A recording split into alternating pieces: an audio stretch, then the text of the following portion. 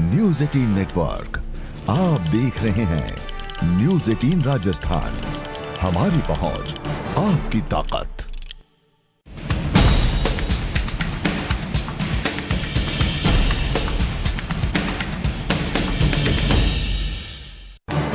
इस news headlines के प्रायोजक महात्मा गांधी अस्पताल, सीतापुरा, जयपुर।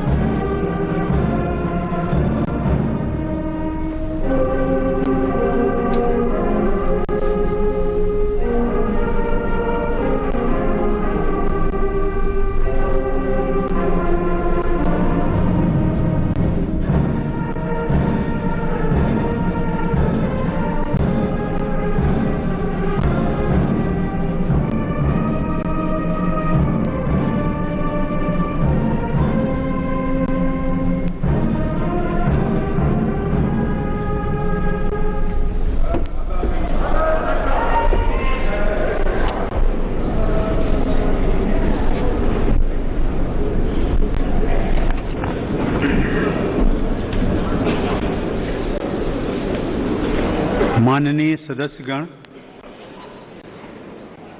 महात्मा गांधी की 150वीं जयंती के वर्ष में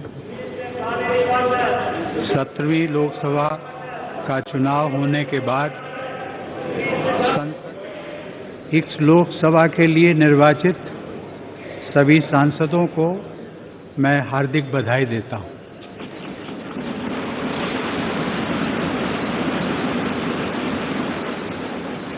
देश के 61 करोड़ से अधिक मतदाताओं ने मतदान कर एक नया कीर्तिमान स्थापित किया है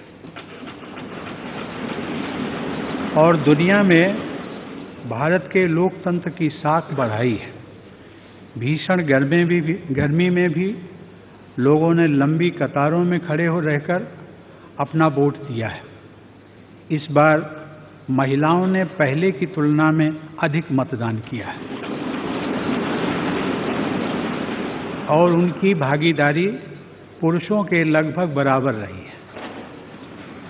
करोड़ों युवाओं ने पहली बार मतदान करके भारत के भविष्य निर्माण में अपनी महत्वपूर्ण भूमिका निभाई है। इस चुनाव की सफलता के लिए सभी मतदाता बधाई के पात्र हैं। मैं लोकसभा के नए अध्यक्ष को भी उनके इस नए दायित्व के लिए अपनी शुभकामनाएं देता हूं। विश्व के सबसे बड़े चुनाव को संपन्न कराने के लिए चुनाव आयोग की पूरी टीम को मैं बधाई देता हूं। चुनाव प्रक्रिया की सफलता में प्रशासन तंत्र के अनेक विभागों और विभिन्न संस्थानों के कर्मचारियों तथा सुरक्षा बलों का योगदान अत्यंत सराहनीय है। इस लोकसभा में लगभग आधे सांसद पहली बार निर्वाचित हुए। लोकसभा के इतिहास में सबसे बड़ी संख्या में 78 महिला सांसदों का चुना जाना नए भारत की तस्वीर प्रस्तुत करता है। यह प्रसन्नता का विषय है कि भारत की विविधताओं का प्रतिबिंब इस संयुक्त सत्र में दिख रहा है। हर आयु के, गांव और शहर के, हर प्रोफेशन के लोग दोनों सदनों के सदस्य हैं। अनेक सदस्य समाज सेवा से हैं, बहुत से सदस्य कृषि के क्षेत्र से हैं, व्यापार और अर्थ जगत से हैं, तो अन्य बहुत से सदस्य शिक्षा के क्षेत्र से हैं, लोगों का जीवन बचाने वाले मेडिकल प्रोफेशन से हैं, लोगों को न्याय दिलाने वाले लीगल प्रोफेशन से हैं, फिल्म, कला, साहित्य और संस्कृति के क्षेत्रों में अपनी पहचान बनाने वाले सांसदगण भी यहाँ उपस्थित हैं। मुझे विश्वास है कि आप सभी के विशेष अनुभवों से संसद में होने वाले विचार विमर्श और समृद्ध होंगे। माननीय सदस्यगण, इस चुनाव में देश की जनता ने बहुत ही स्पष्ट जनादेश दिया है। सरकार के पहले कार्यकाल के मूल्यांकन के बाद देशवासियों ने दूसरी बार और भी मजबूत समर्थन दिया है। ऐसा करके देशवासियों ने वर्ष 2014 से चल रही विकास यात्रा को अबाधित और तेज गति से आगे बढ़ाने का जनादेश दिया है। वर्ष 2014 से पहले देश में जो वातावरण था उससे सभी देशवासी भली भांति परिचित हैं। निराशा और अस्थिरता के माहौल से देश को बाहर निकालने के लिए देशवासियों ने 3 दशकों के बाद पूर्ण बहुमत की सरकार चुनी थी। उस जनादेश को सर्वोच्च मान देते हुए मेरी सरकार ने सबका साथ सबका विकास के मंत्र पर चलते हुए बिना भेदभाव के काम करते हुए एक नए भारत के निर्माण की दिशा में आगे बढ़ना शुरू किया। मैंने इसी वर्ष 31 जनवरी को इसी सेंट्रल हॉल में कहा था कि मेरी सरकार पहले दिन से ही सभी देशवासियों का जीवन सुधारने, कुशासन से पैदा हुई उनकी मुसीबतें दूर करने और समाज की आखिरी पंक्ति में खड़े व्यक्ति तक सभी जरूरी सुविधाएं पहुंचाने के लक्ष्य के प्रति समर्पित है। बीते 5 वर्षों के दौरान देशवासियों में यह विश्वास जगा है कि सरकार हमेशा उनके साथ है, उनका जीवन बेहतर बनाने और ईज ऑफ लिविंग बढ़ाने के लिए काम कर रही है। देशवासियों के विश्वास की इस पूंजी के आधार पर ही एक बार फिर जनादेश मांगा गया। देश के लोगों ने जीवन की मूलभूत सुविधाओं के लिए लंबे समय तक इंतजार किया, लेकिन अब स्थितियां बदल रही हैं। मेरी सरकार जनसाधारण को इतना सजग, समर्थ, सुविधायुक्त और बंधन मुक्त बनाना चाहती है कि अपने सामान्य जीवन में उसे सरकार का दबाव, प्रभाव या अभाव न महसूस हो। देश के प्रत्येक व्यक्ति को सशक्त करना मेरी सरकार का मुख्य ध्येय है। माननीय सदस्यगण, मेरी सरकार राष्ट्र निर्माण की उस सोच के प्रति संकल्पित है जिसकी नींव वर्ष 2014 में रखी गई थी। देशवासियों की मूलभूत आवश्यकताएं पूरी करते हुए अब सरकार उनकी आकांक्षाओं के अनुरूप एक सशक्त, सुरक्षित, समृद्ध और सर्वसमावेशी भारत के निर्माण की दिशा में आगे बढ़ रही है। यह यात्रा सबका साथ, सबका विकास और सबका विश्वास की मूल भावना से प्रेरित है।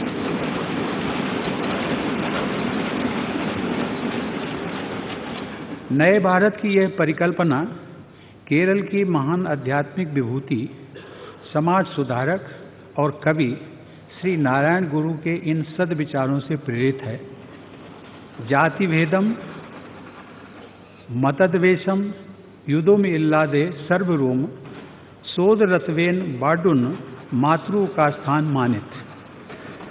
अर्थात एक आदर्श स्थान वो है जहाँ जाति और धर्म के भेदभाव से मुक्त होकर सभी लोग भाई भाई की तरह रहते हैं। 3 सप्ताह पहले 30 मई को शपथ लेते ही सरकार नए भारत के निर्माण में और तेजी के साथ जुट गई। एक ऐसा नया भारत जहां हर व्यक्ति को आगे बढ़ने के समान अवसर उपलब्ध हों, जहां प्रत्येक देशवासी का जीवन बेहतर बने और उसका आत्मसम्मान बढ़े, जहां बंधुता और समरसता सभी देशवासियों को एक दूसरे से जोड़ती हो, जहां आदर्शों और मूल्यों की हमारी बुनियाद और भी मजबूत बने और जहां विकास का लाभ हर क्षेत्र में एवं समाज की आखिरी पंक्ति में खड़े व्यक्ति तक पहुंचे। यह नया भारत गुरुदेव रविंद्रनाथ टैगोर के आदर्श भारत के उस स्वरूप की ओर आगे बढ़ेगा जहां लोगों का चित्त भयमुक्त हो और आत्मसम्मान से उनका मस्तक ऊंचा रहे। गुरुदेव के शब्दों में चित्तो जेथा भय शून्यो उच्चो जेथा शीर। माननीय सदस्यगण, हर भारतवासी के लिए यह गौरव का विषय है कि जब वर्ष 2022 में हमारा देश अपनी स्वतंत्रता के 75 वर्ष पूरे करेगा, तब हम नए भारत के निर्माण के अनेक राष्ट्रीय लक्ष्य हासिल कर चुके होंगे। नए भारत के स्वर्णिम भविष्य के पथ को प्रशस्त करना मेरी सरकार का संकल्प है। नए भारत के इस पथ पर ग्रामीण भारत मजबूत होगा और शहरी भारत भी सशक्त बनेगा। नए भारत के इस पथ पर उद्यमी भारत को नई ऊंचाइयां मिलेंगी और युवा भारत के सपने भी पूरे होंगे। नए भारत के इस पथ पर सभी व्यवस्थाएं पारदर्शी होंगी और ईमानदार देशवासी की प्रतिष्ठा और बढ़ेगी।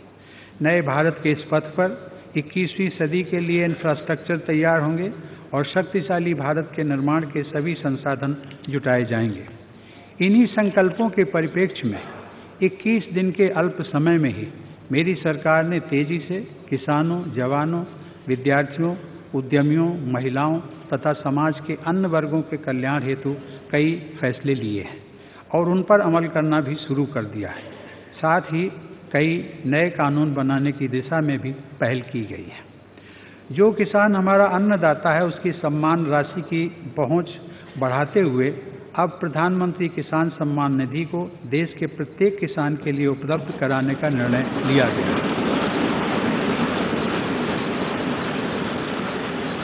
अपने खेत में दिन रात काम करने वाले किसान भाई बहन 60 वर्ष की आयु के बाद भी सम्मानजनक जीवन बिता सकें, इसे ध्यान में रखते हुए किसानों से जुड़ी पेंशन योजना को भी स्वीकृति दी जा चुकी है। पशुधन किसानों के लिए बहुमूल्य है। जानवरों से जुड़ी बीमारी के इलाज में उनका बहुत पैसा खर्च होता है। इस खर्च को कम करने के लिए मेरी सरकार ने 13,000 करोड़ रुपए की राशि से एक विशेष योजना शुरू करने का भी फैसला लिया है। पहली बार किसी सरकार ने छोटे दुकानदार भाई बहनों की आर्थिक सुरक्षा पर ध्यान दिया है। कैबिनेट की पहली बैठक में ही छोटे दुकानदारों और रिटेल ट्रेडर्स के लिए एक अलग पेंशन योजना को मंजूरी दे दी गई। इस योजना का लाभ देश के लगभग 3 करोड़ छोटे दुकानदारों को मिलेगा। अपनी हर खुशी, हर सुख, हर त्योहार को त्याग करके देशवासियों की सुरक्षा के लिए स्वयं को समर्पित करने वाले जवानों के प्रति हम सभी कृतज्ञ हैं।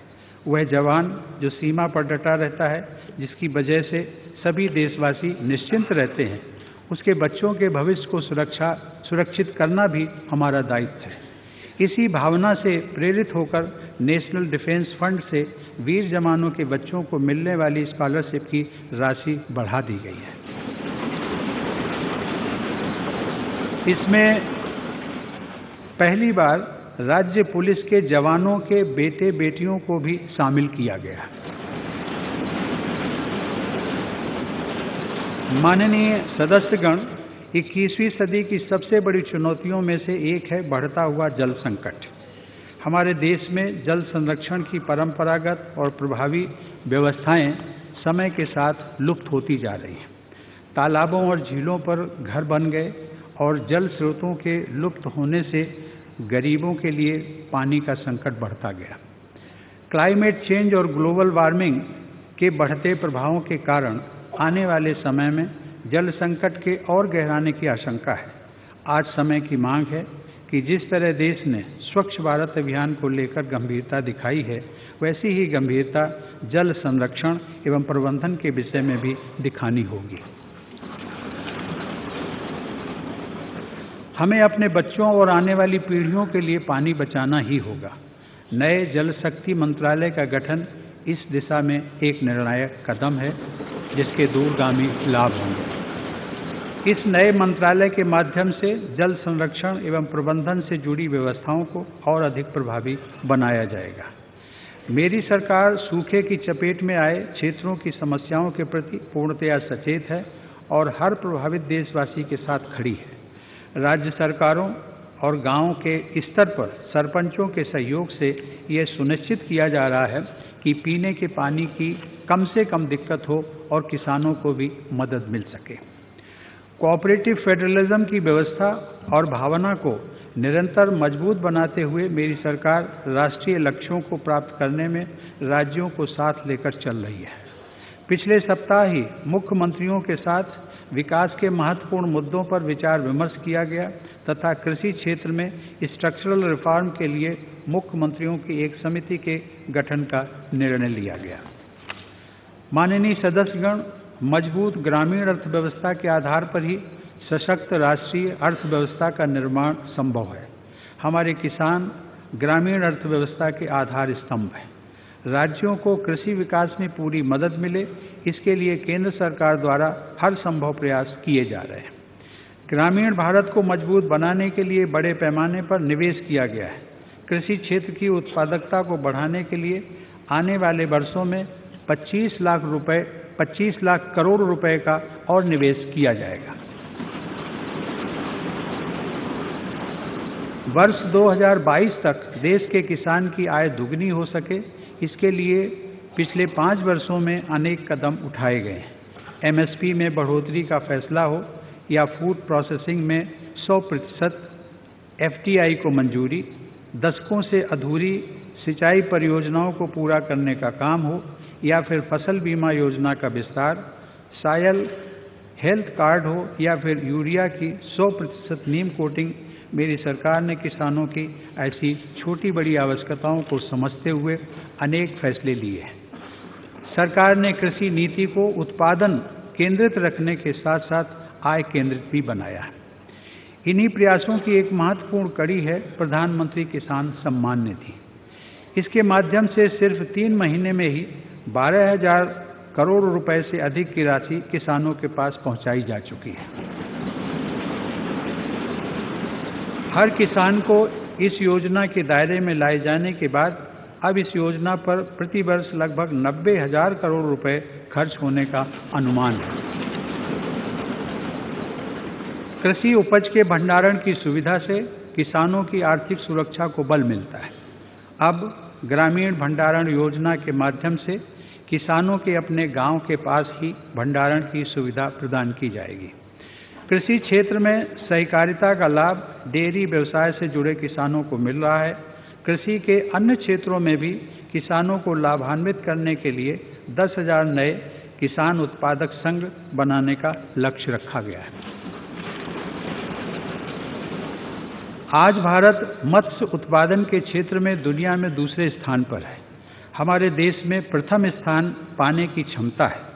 समुद्री मछली उद्योग तथा आंतरिक मत्स्य पालन द्वारा किसानों की आय में वृद्धि की अपार संभावना है। इसीलिए सरकार ब्लू रेवोल्यूशन यानी नीली क्रांति के लिए प्रतिबद्ध है। मछली पालन के समग्र विकास के लिए एक अलग विभाग गठित किया गया है। इसी प्रकार मत्स्य उद्योग से जुड़े इंफ्रास्ट्रक्चर को विकसित करने के लिए एक विशेष फंड बनाया गया है। माननीय सदस्यगण, देश के निर्धन परिवारों को गरीबी से मुक्ति दिलाकर ही हम अपने संवैधानिक लक्ष्यों को प्राप्त कर सकते हैं। पिछले 5 वर्षों के दौरान देश में किसानों, मजदूरों, दिव्यांगजनों, आदिवासियों और महिलाओं के हित में लागू की गई योजनाओं में व्यापक स्तर पर सफलता मिली है। गरीबों को सशक्त बनाकर ही उन्हें गरीबी के कुचक्र से बाहर निकाला जा सकता है। इसीलिए सरकार ने गरीब, वंचित और कमजोर वर्गों को आवास, स्वास्थ्य, जीवन की आवश्यक सुविधाओं, आर्थिक समावेश, शिक्षा, कौशल तथा स्वरोजगार के जरिए उन्हें सशक्त करने का मार्ग अपनाया है। यही दीनदयाल उपाध्याय के अंत्योदय का कार्य रूप है।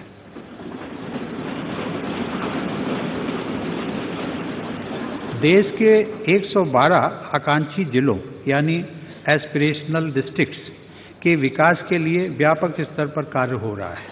इन जिलों में देश के सबसे पिछड़े 1,15,000 गांव हैं।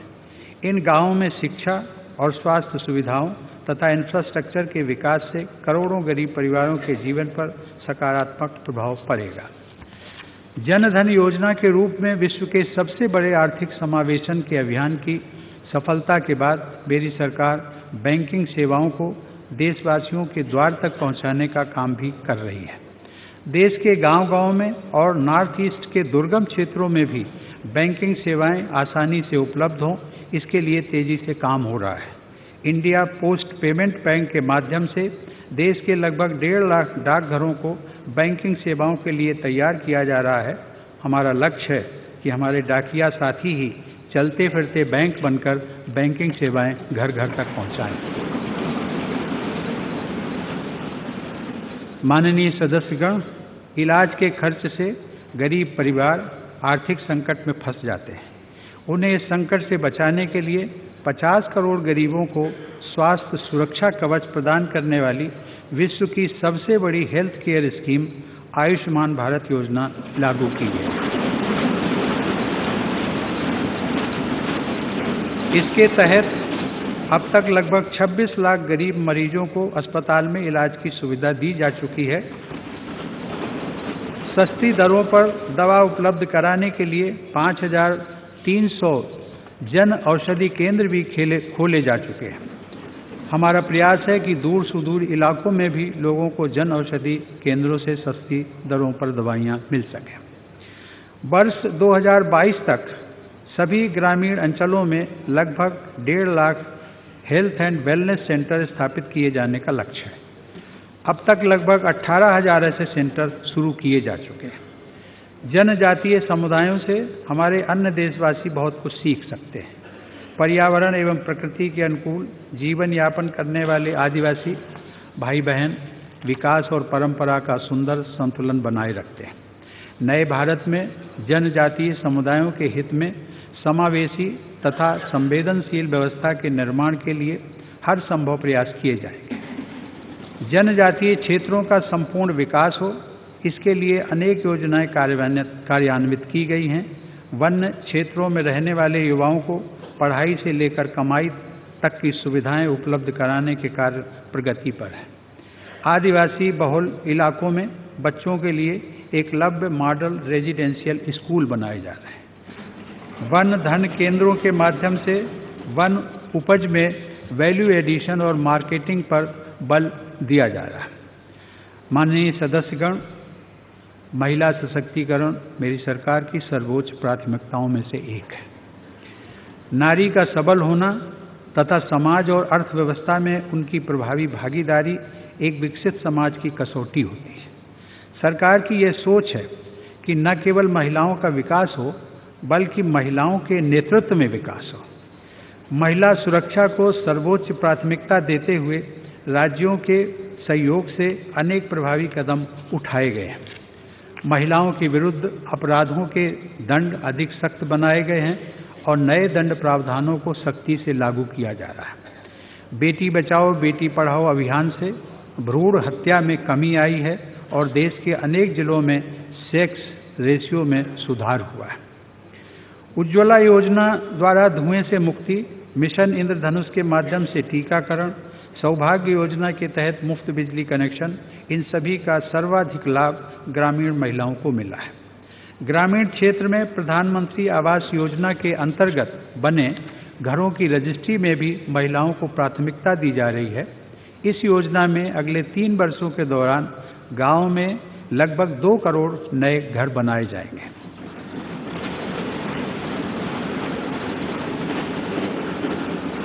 असंगठित क्षेत्र की महिला श्रमिकों के लिए भी सुविधाएं बढ़ाई जा रही हैं।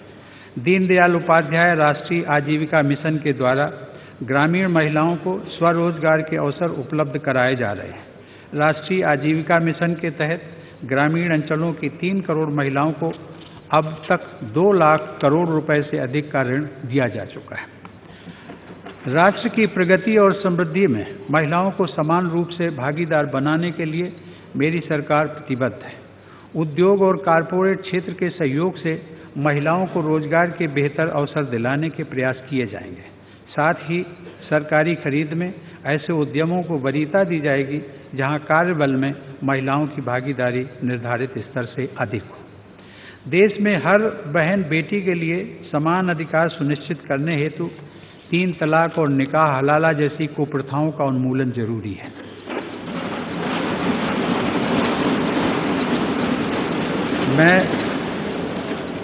मैं सभी सदस्यों से अनुरोध करूंगा कि हमारी बहनों और बेटियों के जीवन को और सम्मानजनक तथा बेहतर बनाने वाले इन प्रयासों में अपना सहयोग दें।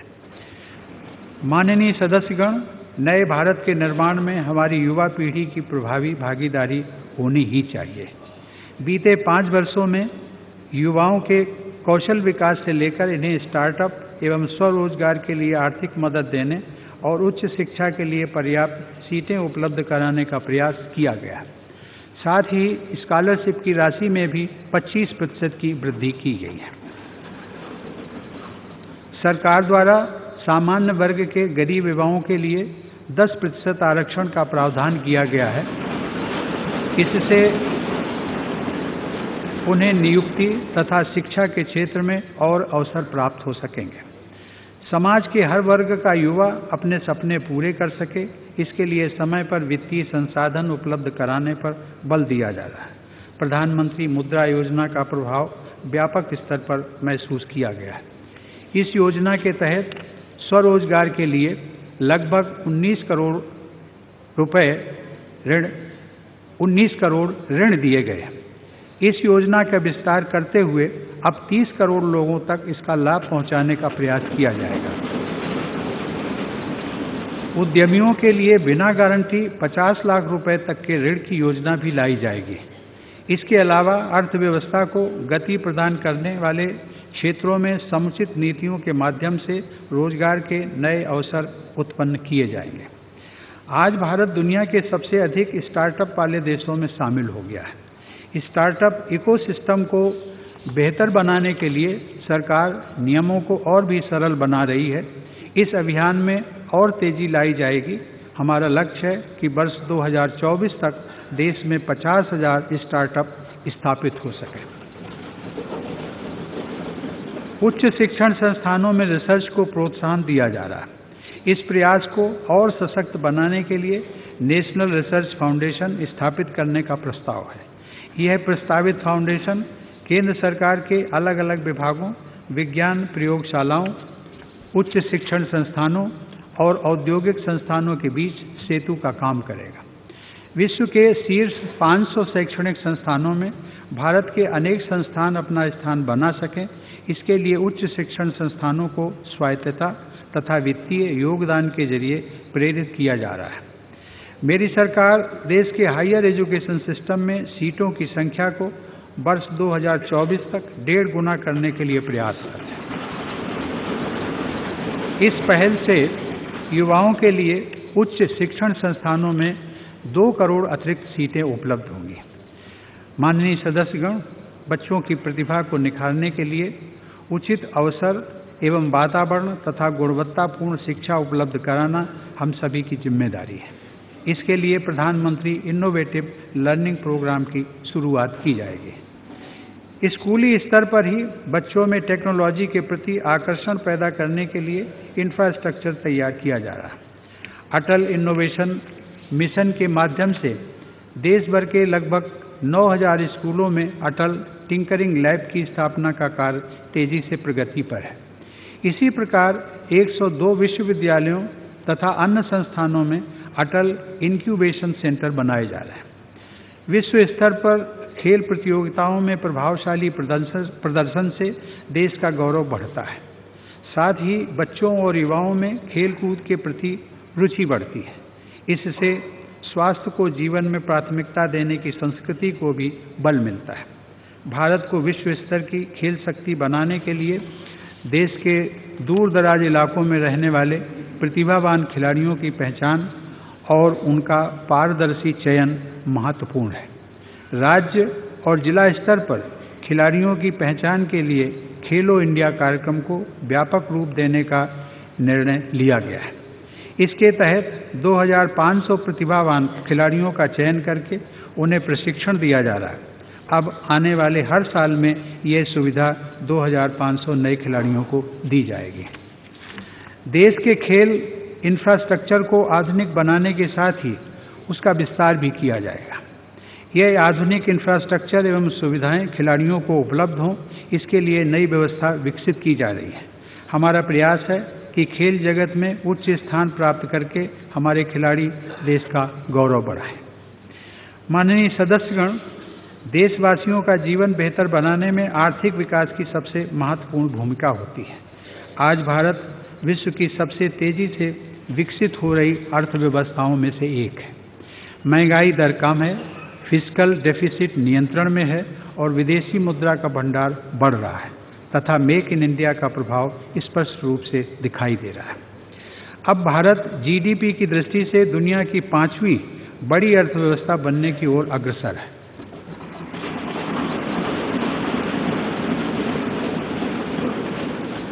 विकास दर को उच्च स्तर पर बनाए रखने के लिए रिफॉर्म्स की प्रक्रिया जारी रखी जाएगी। हमारा लक्ष्य है कि वर्ष 2024 तक भारत $5 ट्रिलियन की इकोनॉमी बने।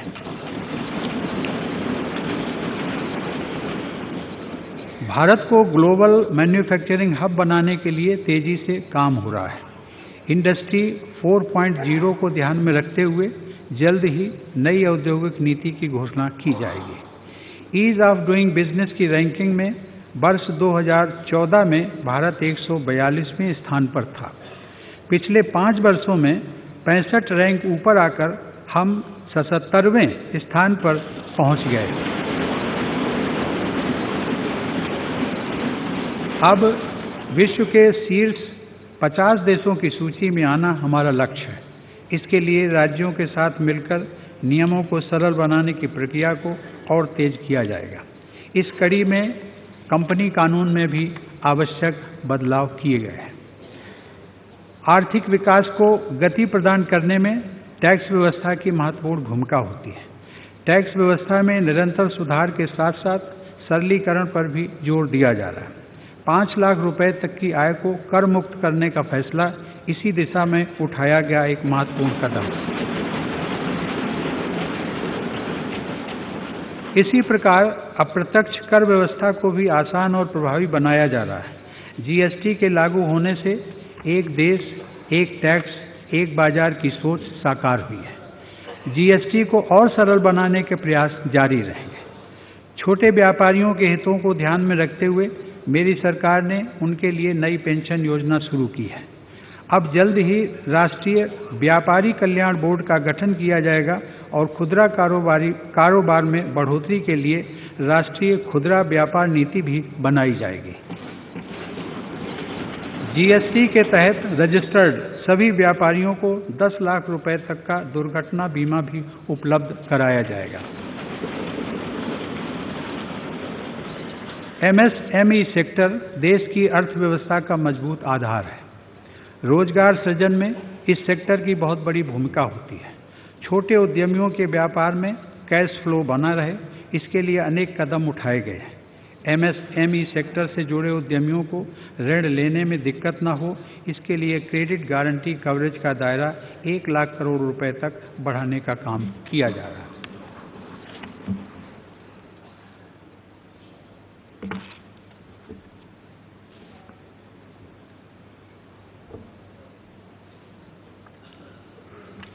माननीय सदस्यगण,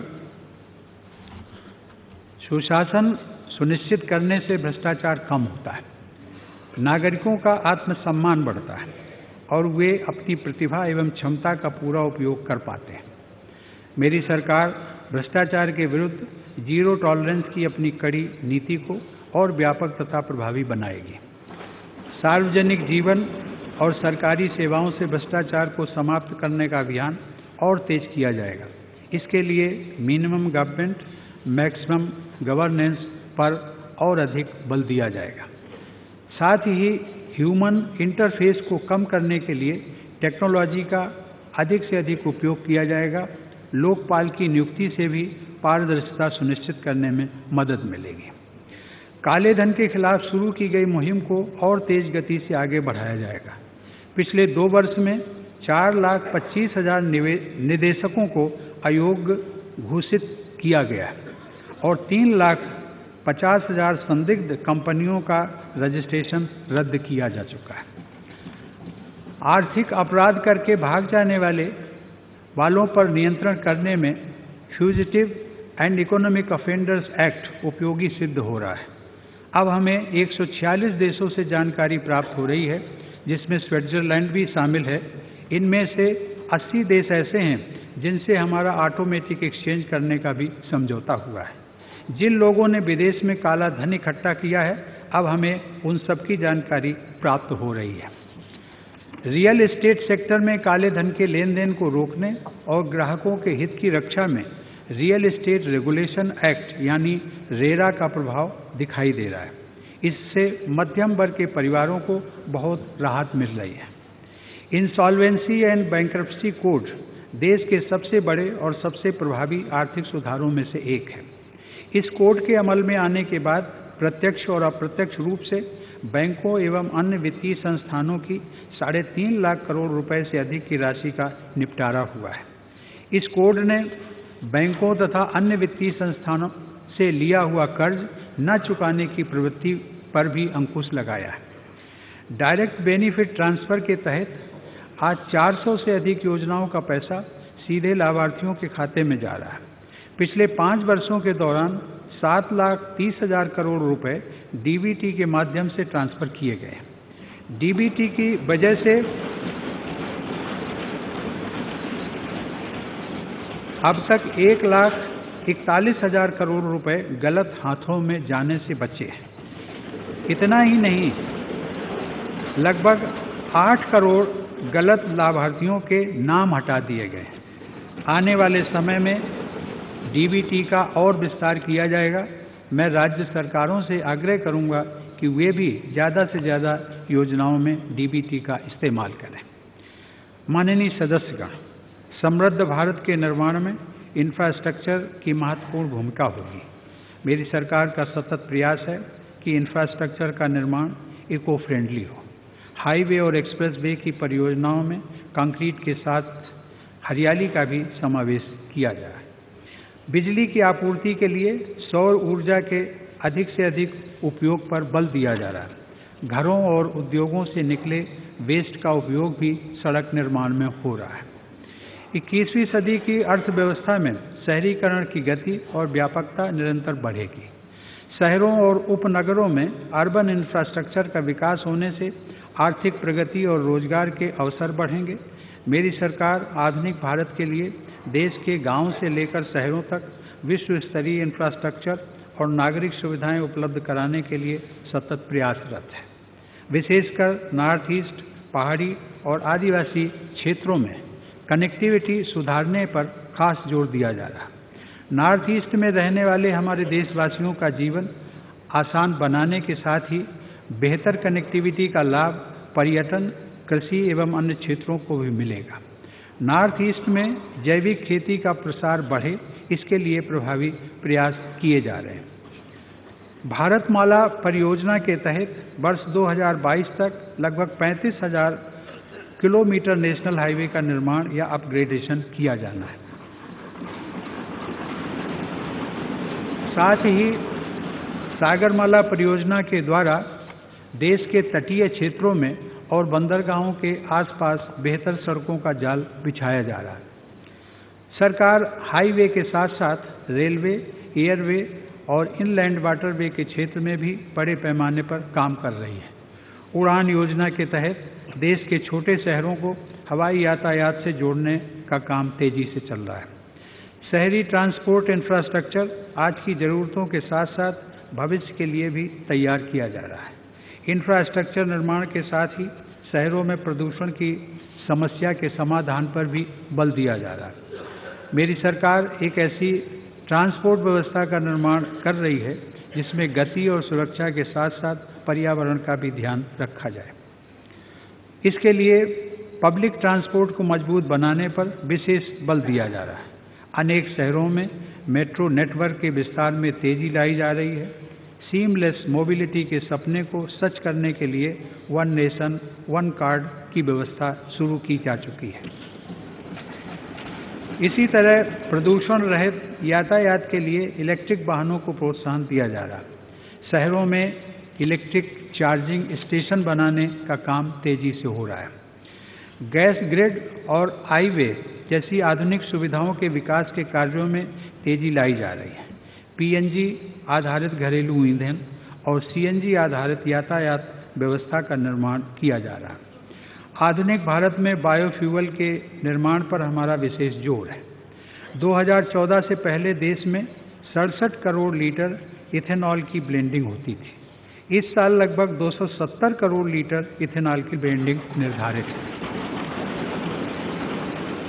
इथेनॉल की ब्लेंडिंग बढ़ने से हमारे किसानों को लाभ होगा, पर्यावरण की सुरक्षा होगी और पेट्रोलियम पदार्थों का आयात घटने से विदेशी मुद्रा की बचत भी होगी।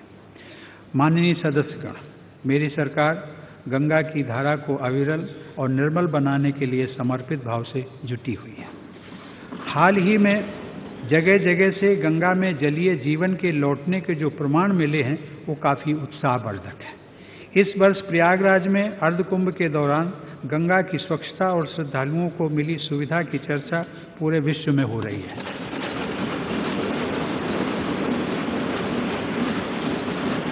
मेरी सरकार ने अर्धकुंभ के सफल आयोजन में योगदान देने वाले प्रत्येक व्यक्ति को सम्मानित करके उनका आत्मगौरव बढ़ाया। मेरी सरकार नमामि गंगे योजना के तहत गंगा नदी में गिरने वाले गंदे नालों को बंद करने के अभियान में और तेजी लाएगी। सरकार का प्रयास रहेगा कि गंगा की तरह ही कावेरी, पेरियार, नर्मदा, यमुना, महानदी और गोदावरी जैसी अन्य नदियों को भी प्रदूषण से मुक्त किया जाए।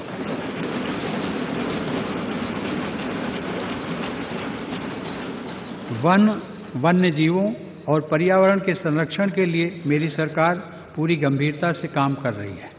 हाल के वर्षों में वन और वृक्ष आवरण विस्तार में 1% से ज़्यादा की वृद्धि हुई है। पिछले 5 साल में देश के संरक्षित क्षेत्र का दायरा बढ़ाया गया है। वर्ष 2014 में देश में संरक्षित क्षेत्रों की संख्या 692 थी, जो अब बढ़कर 868 हो गई है।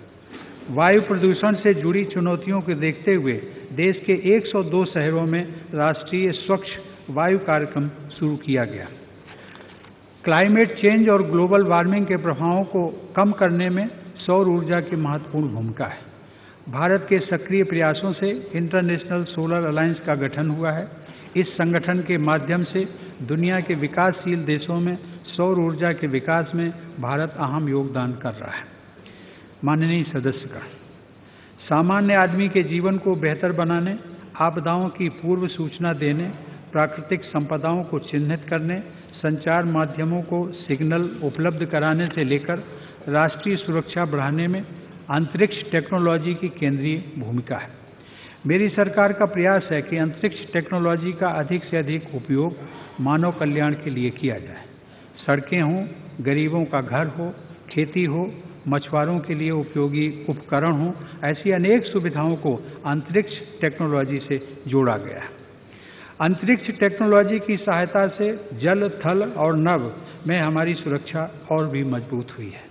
मौसम का सटीक पूर्व अनुमान करने की हमारी विशेषज्ञता बढ़ी है। इसका प्रमाण हाल ही में देश के पूर्वी तट पर आए फणी चक्रवात के दौरान देखने को मिला।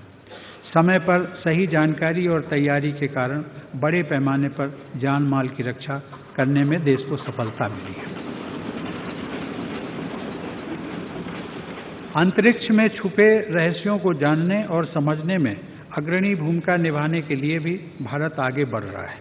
हमारे वैज्ञानिक चंद्रयान 2 के लॉन्च की तैयारी में लगे हुए हैं। चंद्रमा पर पहुंचने वाला यह भारत का पहला अंतरिक्ष यान होगा। वर्ष 2022 तक भारत के अपने गगनयान में पहले भारतीय को स्पेस में भेजने के लक्ष्य की तरफ भी तेजी से काम चल रहा है। लोकसभा चुनाव के दौरान देश ने एक और बड़ी उपलब्धि हासिल की थी। हालांकि उसकी उतनी चर्चा नहीं हो पाई जितनी होनी चाहिए थी। मिशन शक्ति के सफल परीक्षण से भारत की अंतरिक्ष टेक्नोलॉजी की क्षमता और देश की सुरक्षा तैयारियों में नया आयाम जोड़ा है। इसके लिए आज मैं अपने वैज्ञानिकों और इंजीनियरों को फिर से बधाई देता हूं। सुरक्षा के क्षेत्र में टेक्नोलॉजी की भूमिका निरंतर बढ़ रही है। इस पर ध्यान देते हुए स्पेस, साइबर और स्पेशल फोर्सेस के लिए 3 ज्वाइंट सर्विस एजेंसियों के गठन पर काम चल रहा है। इन साझा प्रयासों से देश की सुरक्षा मजबूत होगी। माननीय सदस्यगण, नया भारत विश्व समुदाय में अपना उचित स्थान पाने की दिशा में तेजी से आगे बढ़ रहा है। आज पूरे विश्व में भारत की एक नई पहचान बनी है तथा अन्य देशों के साथ हमारे संबंध और मजबूत हुए हैं। यह प्रसन्नता की बात है कि वर्ष 2022 में भारत G20 शिखर सम्मेलन की मेजबानी करेगा।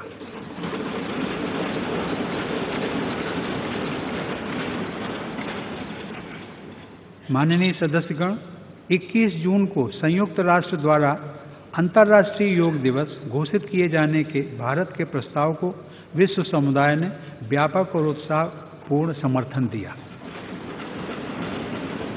इस समय विश्व के अनेक देशों में बड़े उत्साह के साथ अंतर्राष्ट्रीय योग दिवस से जुड़े कार्यक्रम चल रहे हैं, जिसके सबसे महत्वपूर्ण आयोजन कल 21 जून को किए जाएंगे। जलवायु परिवर्तन हो, आर्थिक और साइबर अपराध हो, भ्रष्टाचार और काले धन पर कार्रवाई हो या फिर ऊर्जा सुरक्षा, हर मुद्दे पर भारत के विचारों को विश्व समुदाय समर्थन देता है। आज आतंकवाद के मुद्दे पर पूरा विश्व भारत के साथ खड़ा है। देश में बड़े आतंकी हमलों के लिए जिम्मेदार मसूद अजहर को संयुक्त राष्ट्र द्वारा अंतर्राष्ट्रीय आतंकी घोषित करना इसका बहुत बड़ा प्रमाण है।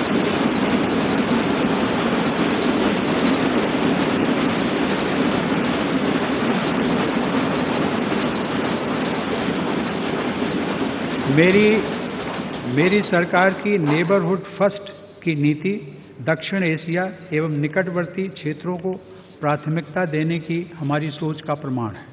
इस वर्ष इस पूरे क्षेत्र की प्रगति में भारत की महत्वपूर्ण भूमिका होगी। यही कारण है कि इस क्षेत्र में व्यापार, कनेक्टिविटी और पीपल टू पीपल कॉन्टैक्ट को प्रोत्साहित किया जा रहा है। नई सरकार के शपथ ग्रहण समारोह में बिम्स्टेक देशों, शंघाई कोऑपरेशन ऑर्गेनाइजेशन के अध्यक्ष, किर्गिस्तान और मॉरिशस के राष्ट्राध्यक्षों तथा शासन अध्यक्षों का शामिल होना इसी सोच को दर्शाता है। मेरी सरकार विदेशों में बसे तथा वहां कार्यरत भारतीयों के हितों की रक्षा के प्रति भी सजग है। आज विदेश में अगर कोई भारतीय संकट में फंसता है तो उसे शीघ्र मदद और राहत का भरोसा होता है। पासपोर्ट से लेकर वीजा तक की अनेक सेवाओं को आसान और सुलभ बनाया गया है।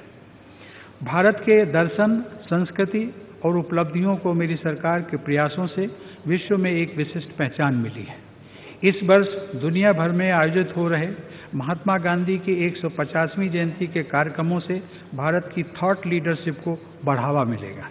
इसी प्रकार गुरु नानक देव जी की 550वीं जयंती के कार्यक्रमों से भी भारत के आध्यात्मिक ज्ञान का प्रकाश पूरे विश्व में फैलेगा। नया भारत संवेदनशील भी होगा और आर्थिक रूप से समृद्ध भी, लेकिन इसके लिए देश का सुरक्षित होना बहुत जरूरी है।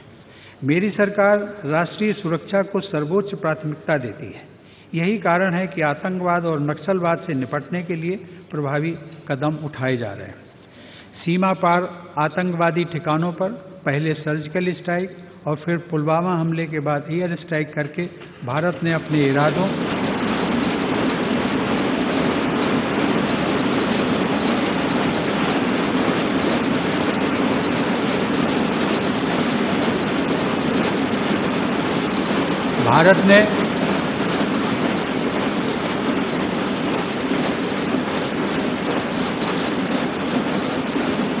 भारत ने अपने इरादों और क्षमताओं को प्रदर्शित किया है। भविष्य में भी अपनी सुरक्षा के लिए हर संभव कदम उठाए जाएंगे। अवैध तरीके से भारत में दाखिल हुए विदेशी आंतरिक सुरक्षा के लिए बहुत बड़ा खतरा है। इससे देश के अनेक क्षेत्रों में सामाजिक असंतुलन की समस्या भी उत्पन्न हो रही है।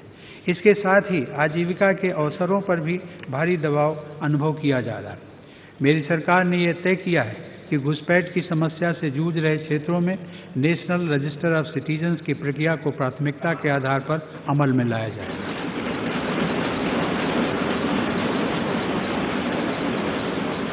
घुसपैठ को रोकने के लिए सीमा पर सुरक्षा को और सशक्त किया जाएगा। सरकार जहां घुसपैठियों की पहचान कर रही है, वहीं आस्था के आधार पर उत्पीड़न का शिकार हुए परिवारों की सुरक्षा के लिए भी प्रतिबद्ध है। इसके लिए भाषाई, सांस्कृतिक और सामाजिक पहचान को उचित संरक्षण देते हुए नागरिकता कानून में संशोधन का प्रयास किया जाएगा।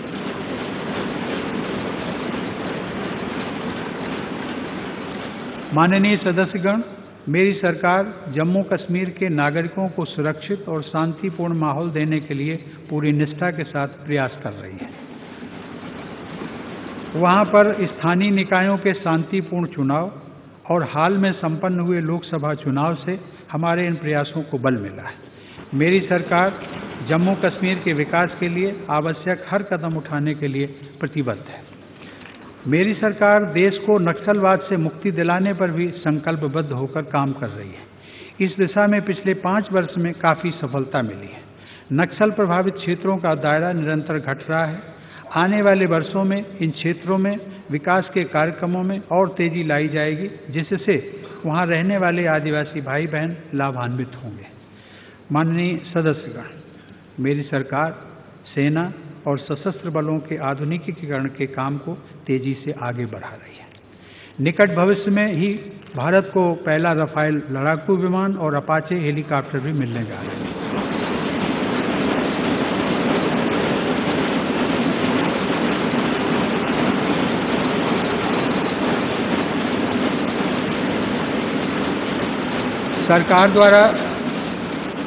सरकार द्वारा मेक इन इंडिया के तहत आधुनिक अस्त्र शस्त्र बनाने पर विशेष बल दिया जा रहा है।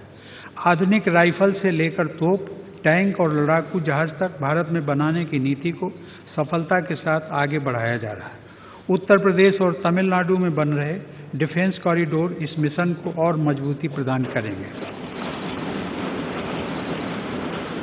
अपनी सुरक्षा आवश्यकताओं को पूरा करते हुए रक्षा उपकरणों के निर्यात को भी बढ़ावा दिया जा रहा है। सैनिकों और शहीदों का सम्मान करने से सैनिकों में आत्मगौरव और उत्साह बढ़ता है तथा हमारी सैन्य क्षमता मजबूत होती है। इसीलिए सैनिकों और उनके परिवारजनों का ध्यान रखने की हर संभव कोशिश की जा रही है।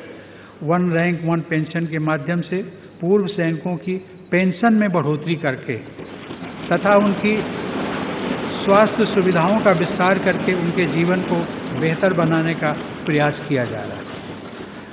आज़ादी के 7 दशक के बाद मेरी सरकार द्वारा दिल्ली में इंडिया गेट के समीप बनाया गया नेशनल वार मेमोरियल शहीदों के प्रति कृतज्ञ राष्ट्र की विनम्र श्रद्धांजलि है। इसी तरह देश की सुरक्षा में शहीद होने वाले हमारे पुलिस बल के जवानों की स्मृति में मेरी सरकार ने नेशनल पुलिस मेमोरियल का निर्माण किया है। माननीय सदस्यगण, राष्ट्र निर्माण के पथ पर इतिहास से मिली प्रेरणा भविष्य का हमारा मार्ग और प्रशस्त करती है। इसके लिए